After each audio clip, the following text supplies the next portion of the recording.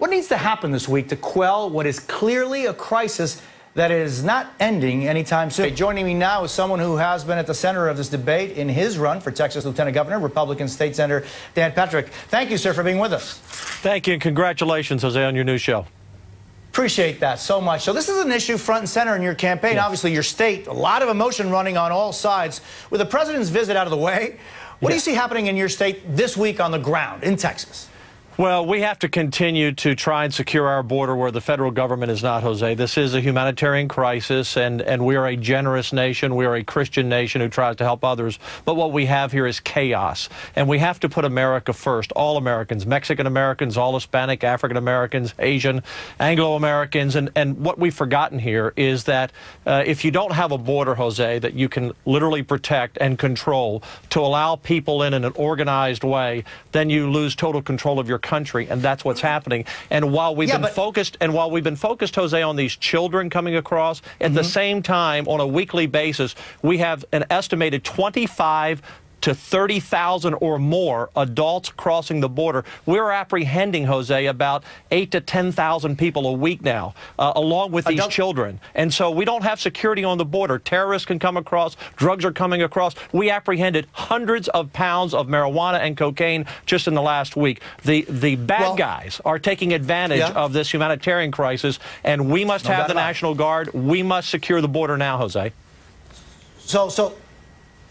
Let me ask, because you've mentioned a lot of points that I think are very, very important. But one of them would be, you know, if there was comprehensive immigration reform and these people who are leaving Central America could have the opportunity to search for a legal way of coming to the United States and not having to wait 99 years in line like currently they have to, then maybe the danger of crossing in through Mexico, which is one of the most dangerous things you can do, wouldn't be so appealing to them.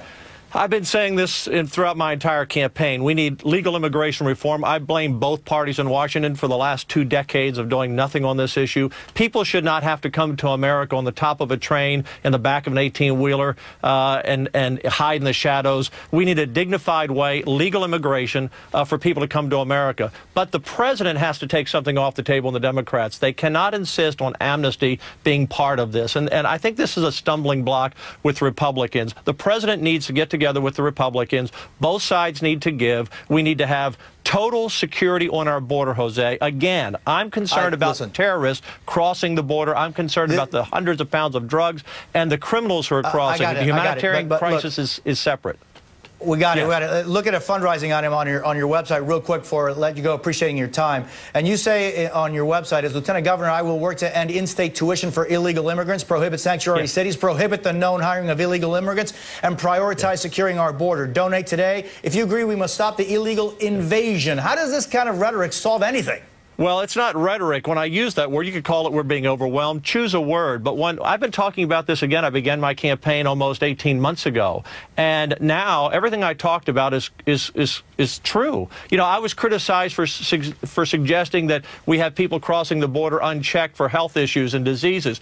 Well, a Democrat senator, Senator Juan Hinojosa from the Valley, is now saying the same thing. This is just common sense, Jose. You can't have people coming from countries in Central America, particularly where the health care is not at the level of Mexico, for example. You know you're going to have issues in terms of diseases. You know we're being overwhelmed. Border security now, 70%, according to Border Patrol, of their officers focusing on the humanitarian crisis and not protecting the border. This is chaos. We must repeal the DACA Act. We must have border security. We need the National Guard. This is impacting 50 states. It's total chaos. When you have governors and mayors, many Democrats, saying that hundreds of children are being dumped in their states and they don't even know who they are, I'm concerned about what happens to those children as well. I appreciate your time. I really do. I wish we had more time to talk about this issue, because on this issue of DACA deferred action, kids that were brought here through no fault of their own, many are willing to die for this country. To repeal that as a first step, I think is worth a conversation in the future. Well, we have to stop the magnets, Jose. We have to stop the magnets of attracting people coming to America in a chaotic manner. Thank you, Jose. Thank you, State Senator Dan Patrick.